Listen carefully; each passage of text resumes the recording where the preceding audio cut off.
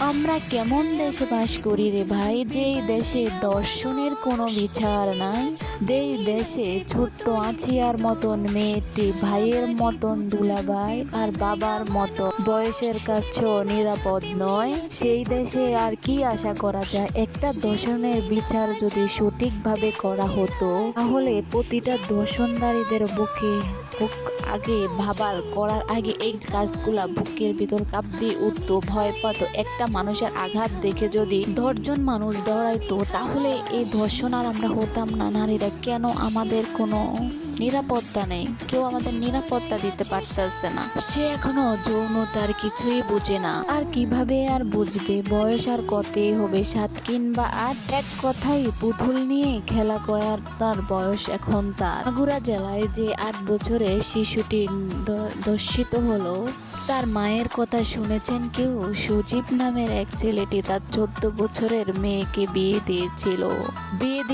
মোট 3 বছর হয়েছে। এত অল্প বয়সী মেয়েকে বিয়ে দেওয়ার কারণ হলো তার স্বামী একজন মানসিক রোগী। সংসারের দারিদ্রতার কারণে ছোট থাকতে মেয়েকে বিয়ে দিয়ে দিয়েছে। বড় মেয়েটি শ্বশুর বাড়িতে সারাক্ষণ আতঙ্কে থাকতো। তার কারণ হলো সে একদিন ঘরের আলো জ্বালিয়ে বাইরে গিয়েছিল কিছুক্ষণের জন্য, এসে দেখে বাইরের লাইট বন্ধ থাকার কারণে সে তড়িঘড়ি করে আসার সময় দেখে তাকে পিছন থেকে কেউ জড়িয়ে ধরেছে। তখন লাইট জ্বলিয়ে দেখে তার শ্বশুর। এই ঘটনাটি মেয়েটি তার মাকে বলল, কিন্তু মা তখন তাকে এটা নিয়ে কোনো প্রতিবাদই করলো না, উল্টা জিকে আরো সান্ত্বনা দিয়ে বুঝিয়ে দিল। তখন মেয়েকে বুঝিয়ে বলল বিষয়টি গোপন রাখার জন্য, আর না হয়তো তাদের সমাজে তাদের মান সম্মান নষ্ট হবে। 8 বছরের দর্শনের শিকার সে বাচ্চা মেয়েটি গিয়েছিল তার বোনের বাসায় বেড়ানোর জন্যে। সারাদিন খেলাধুলা, দৌড়ঝাঁপ, এক ক্লাস আনন্দ নিয়ে চলছিল তার জীবন।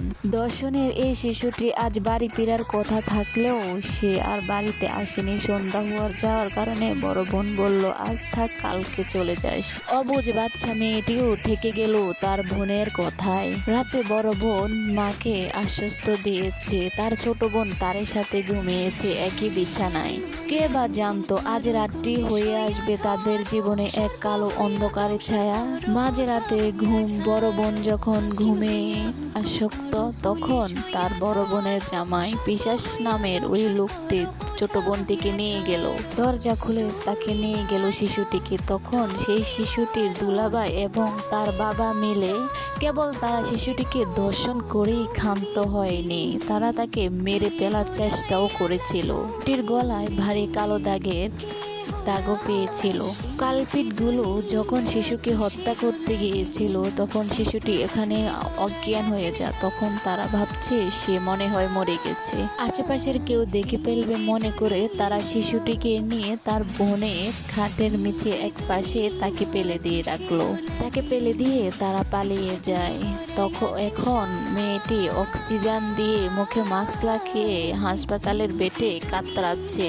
সে তার মা বসে তাকে সান্ত্বনা দিচ্ছে, একটু ধৈর্য ধরো মা, সব ঠিকই হয়ে যাবে। আর ওই কালপিটগুলো এখনো বুক ফুলিয়ে বাংলার বুকে চলে বেড়াইতে আছে।